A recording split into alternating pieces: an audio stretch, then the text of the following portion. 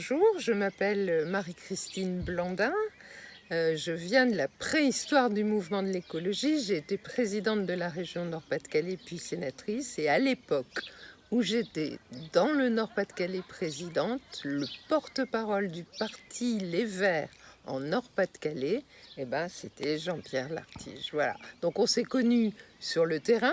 On s'est connus dans les AG, on s'est connus dans les réunions, on s'est connus dans les manifs, dans les militances et tout ça. Et puis on s'est oubliés. Et puis moi j'ai vécu ma vie, et puis j'ai fait 2 mandats de sénatrice, et puis je suis en retraite, et j'ai dit que je ne ferai plus de politique, c'est terminé, j'ai fait ma part. Et puis je me suis réfugiée en Charente-Maritime, région que j'aime beaucoup. Et qu'est-ce que je découvre ?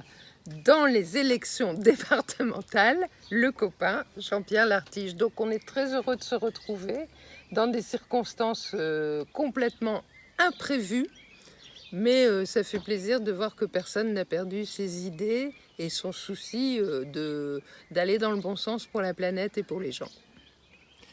Écoute, moi je suis très heureux de te retrouver aussi, parce qu'effectivement, cette aventure de ton élection à la présidence de la région Nord-Pas-de-Calais, c'est plein de souvenirs pour nous tous ceux qui étaient là à l'époque. C'est des avancées réelles.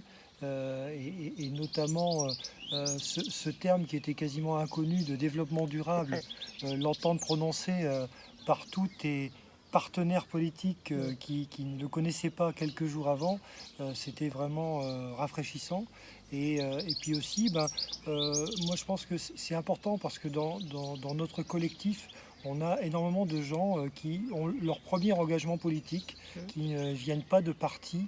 Et je dirais, il y a cette fraîcheur que tu avais à l'époque, c'est-à-dire que je dirais que personne ne prévoyait ton élection, en tout cas ton élection comme conseillère, bien sûr, mais pas comme présidente. Et je dirais que tu as endossé le costume. Et moi, c'est ce qui m'a stupéfait c'est que quelques semaines après, et même si je sais que tu en as bavé, mais quelques semaines après, je dirais que personne ne se posait la question pourquoi tu étais président. Tu endossais parfaitement la fonction, et moi, c'est vraiment un excellent souvenir. Voilà. Je pense que c'est une caractéristique quand même des écolos, c'est qu'ils y vont avec sincérité. Les gens ne savent pas qu'on a forcément raison sur la planète, le climat. Donc on est obligé d'argumenter, on est obligé de travailler nos arguments. Et finalement, quand on décroche un mandat, on continue sur ce rythme-là. On explique, on travaille, on justifie. Et on doit être irréprochable parce qu'il y a beaucoup de gens qui sont en embuscade pour nous critiquer. Donc on est plus exemplaire que les autres, on est transparent, on pique pas dans la caisse, on cumule pas, on fait attention à toutes ces choses-là. Et c'est ce qui peut changer la confiance des gens dans la politique, parce qu'en ce moment, il y a du raccommodage à faire.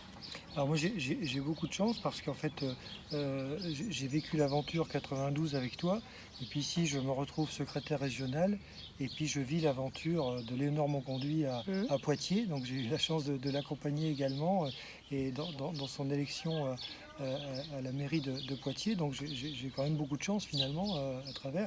Et puis aussi un autre petit clin d'œil, c'est que ma colistière, donc Isabelle Flamand, a beaucoup de points communs avec toi.